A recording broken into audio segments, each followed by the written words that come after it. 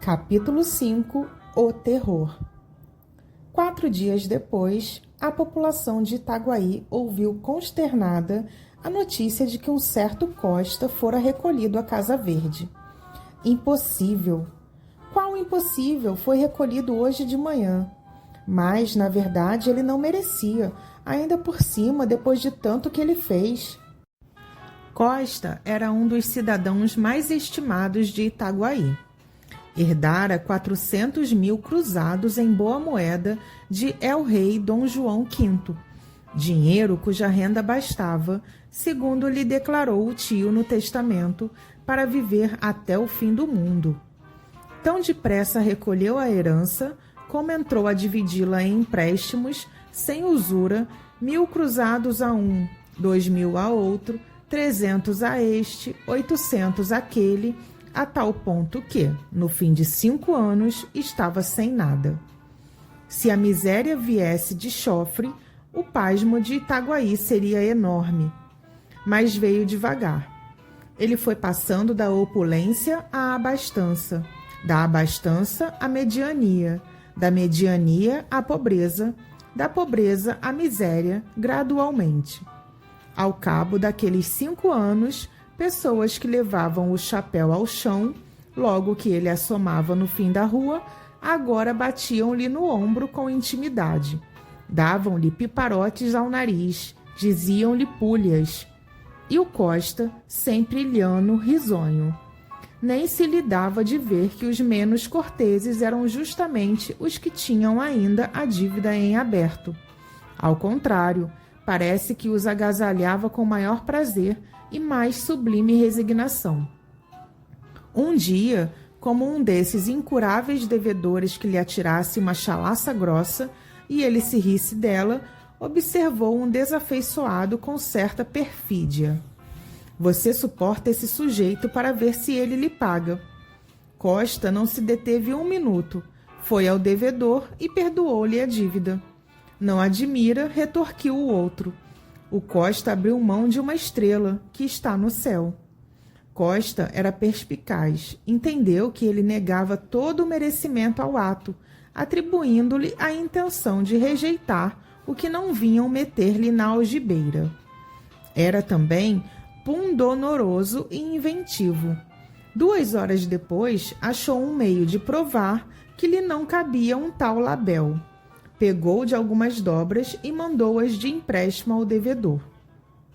Agora espero que, pensou ele sem concluir a frase. Esse último rasgo do Costa persuadiu a crédulos e incrédulos. Ninguém mais pôs em dúvida os sentimentos cavalheirescos deste digno cidadão. As necessidades mais acanhadas saíram à rua. Vieram bater-lhe à porta com os seus chinelos velhos, com as suas capas remendadas. Um verme, entretanto, roía a alma do Costa. Era o conceito do desafeto. Mas isso mesmo acabou. 3 meses depois, veio este pedir-lhe uns 120 cruzados, com promessa de restituir-lhes daí a 2 dias. Era o resíduo da grande herança, mas era também uma nobre desforra. Costa emprestou o dinheiro logo e sem juros. Infelizmente, não teve tempo de ser pago. 5 meses depois, era recolhido à Casa Verde. Imagina-se a consternação de Itaguaí quando soube do caso. Não se falou em outra coisa. Dizia-se que o Costa ensandecera no almoço, outros que de madrugada. E contavam-se os acessos que eram furiosos, sombrios, terríveis, ou mansos e até engraçados, conforme as versões. Muita gente correu à Casa Verde e achou o pobre Costa, tranquilo, um pouco espantado, falando com muita clareza e perguntando por que motivo o tinham levado para ali.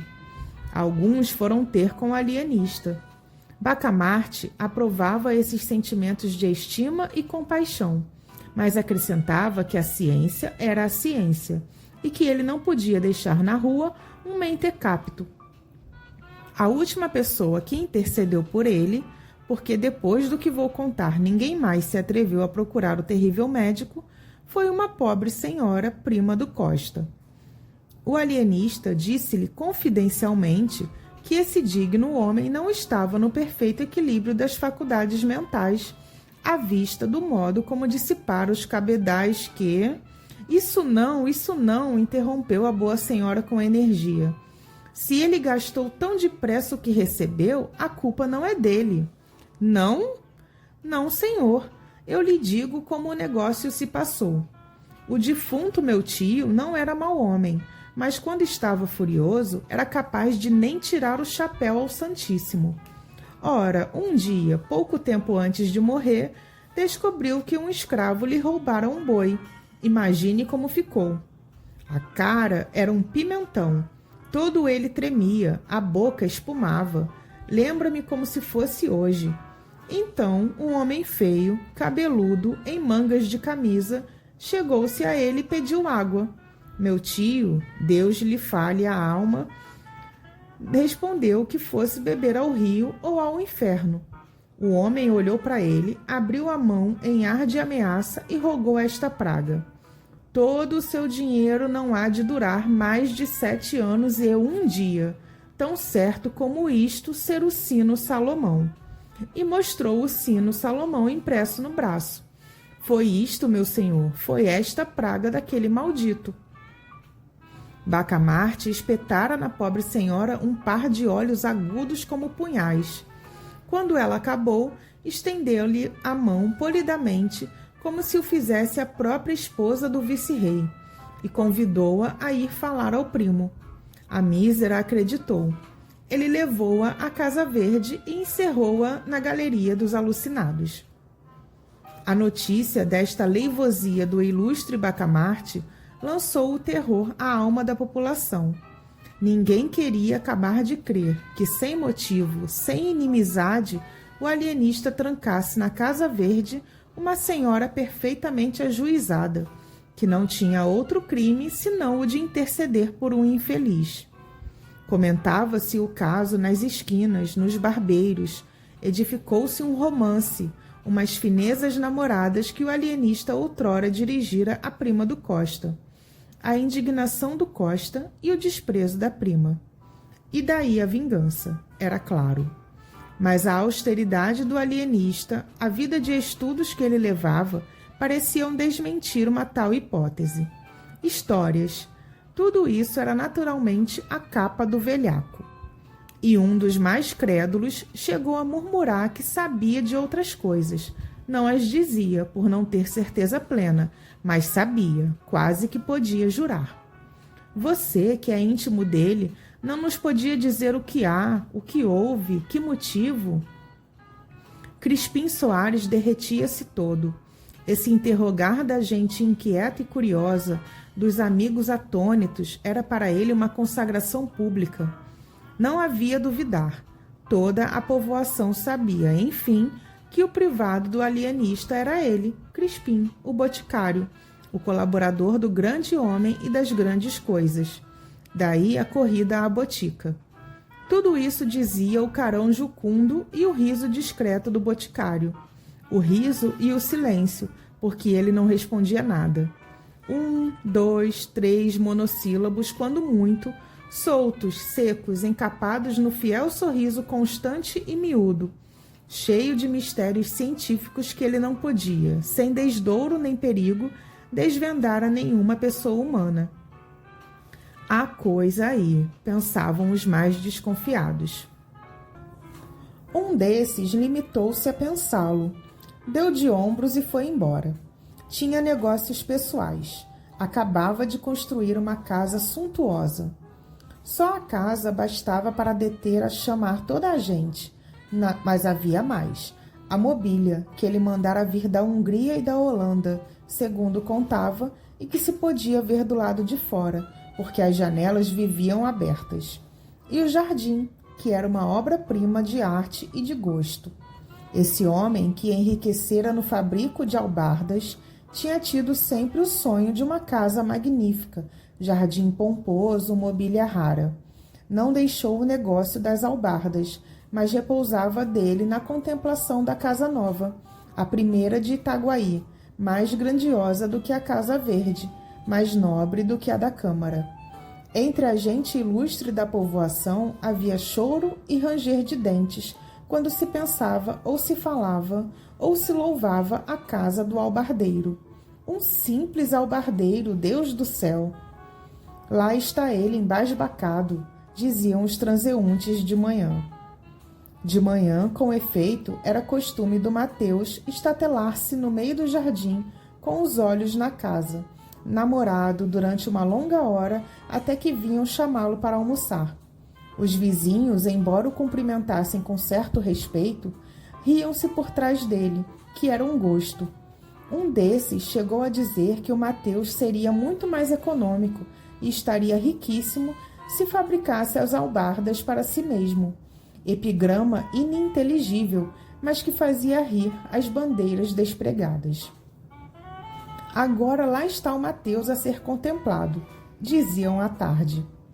A razão deste outro dito era que, de tarde, quando as famílias safam a passeio, jantavam cedo, usava o Mateus postar-se à janela, bem no centro, vistoso sobre um fundo escuro, trajado de branco, atitude senhoril, e assim ficava 2 a 3 horas até que anoitecia de todo. Pode crer-se que a intenção do Mateus era ser admirado e invejado, posto que ele não a confessasse a nenhuma pessoa, nem ao boticário, nem ao padre Lopes, seus grandes amigos. E, entretanto, não foi outra a alegação do boticário, quando o alienista lhe disse que o albardeiro talvez padecesse do amor das pedras, mania que ele, Bacamarte, descobrira e estudava desde algum tempo. Aquilo de contemplar a casa... Não, senhor, acudiu vivamente Crispim Soares. Não? Há de perdoar-me, mas talvez não saiba que ele de manhã examina a obra, não a admira. De tarde, são outros que os admiram a ele e a obra. E contou o uso do albardeiro todas as tardes, desde cedo até o cair da noite. Uma volúpia científica alumiou os olhos de Simão Bacamarte. Ou ele não conhecia todos os costumes do albardeiro, ou nada mais quis, interrogando o Crispim, do que confirmar alguma notícia incerta ou suspeita vaga. A explicação satisfê-lo, mas como tinha as alegrias próprias de um sábio, concentradas, nada viu o boticário que fizesse suspeitar uma intenção sinistra. Ao contrário, era de tarde e o alienista pediu-lhe o braço para irem a passeio. Deus, era a primeira vez que Simão Bacamarte dava ao seu privado tamanha honra. Crispim ficou trêmulo, atarantado, disse que sim, que estava pronto. Chegaram 2 ou 3 pessoas de fora. Crispim mandou-as mentalmente a todos os diabos. Não só atrasavam o passeio, como podia acontecer que Bacamarte elegesse alguma delas para acompanhá-lo e o dispensasse a ele. Que impaciência, que aflição! Enfim, saíram. O alienista guiou para os lados da casa do albardeiro, viu a janela, passou 5, 6 vezes por diante, devagar, parando, examinando as atitudes, a expressão do rosto.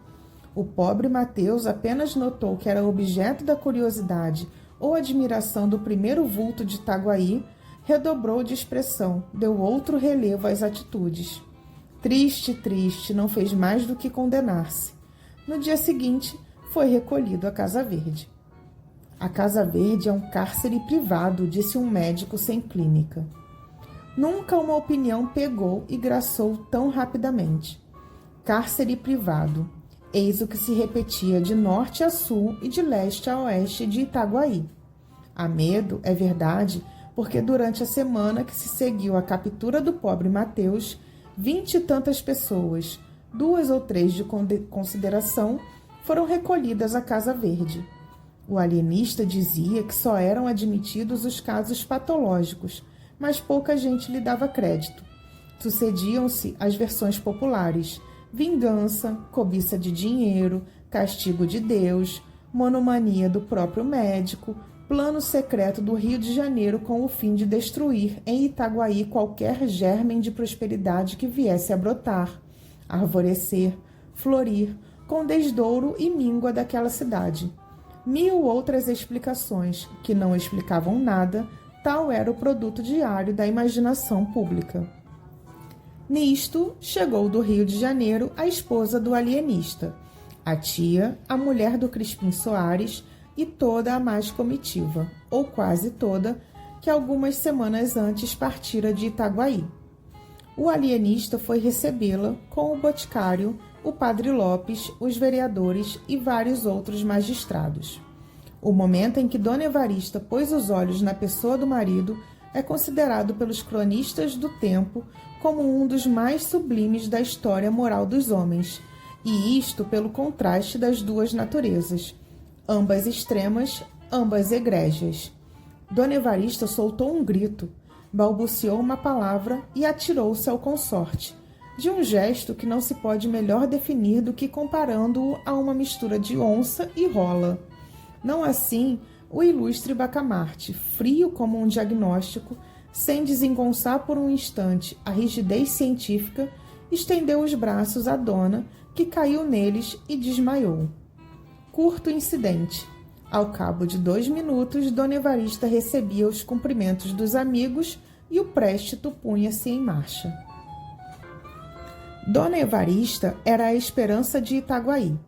Contava-se com ela para minorar o flagelo da Casa Verde. Daí as aclamações públicas, a imensa gente que atulhava as ruas, as flâmulas, as flores e damascos às janelas. Com o braço apoiado no do padre Lopes, porque o eminente Bacamarte confiara a mulher ao vigário e acompanhava-os a passo meditativo, Dona Evarista voltava a cabeça a um lado e outro, curiosa, inquieta, petulante. O vigário indagava do Rio de Janeiro, que ele não vira desde o vice-reinado anterior. E Dona Evarista respondia, entusiasmada, que era a coisa mais bela que podia haver no mundo. O passeio público estava acabado, um paraíso onde ela fora muitas vezes, e a Rua das Belas Noites, o chafariz das marrecas, o chafariz das marrecas, eram mesmo marrecas, feitas de metal e despejando água pela boca fora. Uma coisa galantíssima. O vigário dizia que sim, que o Rio de Janeiro devia estar agora muito mais bonito, se já o era noutro tempo. Não admira, maior do que Itaguaí e de mais a mais, sede do governo. Mas não se pode dizer que Itaguaí fosse feio. Tinha belas casas, a casa do Mateus, a Casa Verde. A propósito de Casa Verde, disse o padre Lopes, escorregando habilmente para o assunto da ocasião, a senhora vem achá-la muito cheia de gente. Sim, é verdade, lá está o Mateus. O albardeiro? O albardeiro. Está o Costa, a prima do Costa, e fulano, e cicrano. Tudo isso doido? Ou quase doido, obtemperou o padre. Mas e então? O vigário derreou os cantos da boca, à maneira de quem não sabe nada ou não quer dizer tudo. Resposta vaga, que se não pode repetir a outra pessoa por falta de texto. Dona Evarista achou realmente extraordinário que toda aquela gente ensandecesse. Um ou outro vá, mas todos. Entretanto, custava-lhe duvidar. O marido era um sábio, não recolheria ninguém à Casa Verde sem prova evidente de loucura. Sem dúvida, ia pontuando o vigário. 3 horas depois, cerca de 50 convivas sentavam-se em volta da mesa de Simão Bacamarte. Era o jantar das boas-vindas. Dona Evarista foi o assunto obrigado dos brindes, discursos, versos de toda a casta, metáforas, amplificações, apólogos. Ela era a esposa do novo Hipócrates, a musa da ciência, anjo, divina aurora, caridade, vida, consolação. Trazia nos olhos 2 estrelas, segundo a versão modesta de Crispim Soares, e 2 sóis, no conceito de um vereador. O alienista ouvia essas coisas um tanto enfastiado, mas sem visível impaciência. Quando muito, dizia ao ouvido da mulher, que a retórica permitia tais arrojos sem significação. Dona Evarista fazia esforços para aderir a esta opinião do marido, mas, ainda descontando 3/4 partes das louvaminhas, ficava muito com que enfurnar-lhe a alma. Um dos oradores, por exemplo, Martim Brito, rapaz de 25 anos, pinta-alegrete acabado, curtido de namoros e aventuras, declamou um discurso em que o nascimento de Dona Evarista era explicado pelo mais singular dos répitos. Deus, disse ele, depois de dar ao universo o homem e a mulher, esse diamante e essa pérola da coroa divina, e o orador arrastava triunfalmente esta frase de uma ponta a outra da mesa, Deus quis vencer a Deus e criou Dona Evarista. Dona Evarista baixou os olhos com exemplar modéstia. Duas senhoras, achando a cortesanice excessiva e audaciosa, interrogaram os olhos do dono da casa. E, na verdade, o gesto do alienista pareceu-lhes nublado de suspeitas, de ameaças e provavelmente de sangue. O atrevimento foi grande, pensaram as duas damas. E uma e outra pediam a Deus que removesse qualquer episódio trágico ou que o adiasse, ao menos para o dia seguinte. Sim, que o adiasse. Uma delas, a mais piedosa, chegou a admitir consigo mesma que Dona Evarista não merecia nenhuma desconfiança, tão longe estava de ser atraente ou bonita. Uma simples água morna. Verdade é que se todos os gostos fossem iguais, o que seria do amarelo? Esta ideia fê-la tremer outra vez, embora menos porque o alienista sorria agora para o Martim Brito. E, levantados todos, foi ter com ele e falou-lhe do discurso. Não lhe negou que era um improviso brilhante, cheio de rasgos magníficos. Seria dele mesmo a ideia relativa ao nascimento de Dona Evarista, ou tê-la-ia encontrada em algum autor que... Não, senhor, era dele mesmo. Achou-a naquela ocasião e parecera-lhe adequada a um arroubo oratório. De resto, suas ideias eram antes arrojadas do que ternas ou jocosas. Dava para o épico. Uma vez, por exemplo, compôs uma ode à queda do Marquês de Pombal, em que dizia que esse ministro era o dragão aspérrimo do nada, esmagado pelas garras vingadoras do todo. E assim, outras mais ou menos fora do comum, gostava das ideias sublimes e raras, das imagens grandes e nobres. Pobre moço, pensou o alienista, e continuou consigo. Trata-se de um caso de lesão cerebral, fenômeno sem gravidade, mas digno de estudo.